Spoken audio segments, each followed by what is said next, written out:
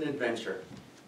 What a gift it is that we can feel, hear, and see. Likewise, to understand, to choose, to love. Life is a roller coaster ride with ups and downs and twists and turns, but when we handle conflict correctly, we build character. I was raised Catholic as well as my wife, and later in life we found the Christian church.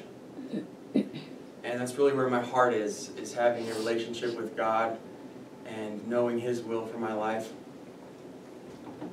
I had a troubled youth. My older siblings got into drinking and drugging when they were very young, and they passed that down to me when I was very young.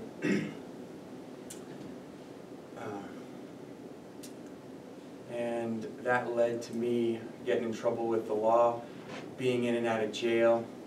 And by the time I was 15, I was using methamphetamines. And it wasn't long after that that I was committed to the Division of Youth Corrections for a period of 22 months. And it was while I was in there that I found the Christian church, and I just knew that that's where I belonged. And even though that happened, I got out and continued down the same path, drinking and drugging, hanging with the same crowd. And when I met my wife, we were both addicted to methamphetamines. So you can imagine the conflict. Our relationship was very unstable, very corrupt. That corruption led to domestic violence on both sides. I went back to jail for that. Me and my wife got into this pattern of breaking up and getting back together, breaking up and getting back together. And eventually we were able to put the meth behind us, but we were still plagued by alcohol, marijuana, and cigarettes. We had been broken up for about 2 or 3 months when she called me and told me she was pregnant. And my initial reaction was that it wasn't mine. And she called me again sometime after that and told me that it was a boy, and I did get excited. And we did do the DNA test, and it turned out that he was mine. As soon as my wife found out she was pregnant, she quit everything cold turkey, which was just an awesome blessing from God. So she got sober, and we did reunite over our new beautiful baby boy, and things got better and more stable. My wife now was sober, and even though I struggled with my addictions, I now had just a wonderful, beautiful reason to do better in life and better myself.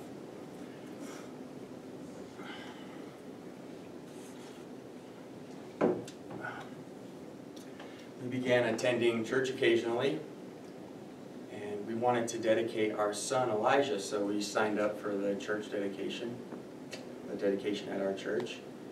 And the church called my wife and explained to her that the dedication was us as parents making a commitment to raise our son in a Christian home. And the church explained to my wife that we were already breaking that commitment because we weren't married. So at first we did get offended, but this was really a turning point in our lives. And God had a plan for us, and we didn't only just get over our offense and decide that we should be married. We took all these other steps in our faith and other steps that helped us grow as people. And we both went on a Christian retreat that had a big impact on both of us, that we're still participating in today. I was baptized, and immediately afterwards I baptized my wife in the same pool of water.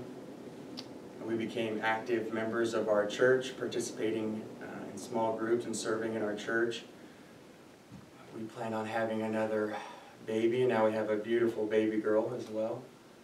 I got sober, which was huge. And these last 2 years of my life have just been an awesome adventure. It's been so wonderful experiencing God working and changing in our lives. And I am excited to see what He's going to do next. There is nothing that defines me more than Christ Jesus. I am found in Him, and He lives in me. And God did not put the spirit of fear in me. and I am determined to be rid of it. Thanks, guys.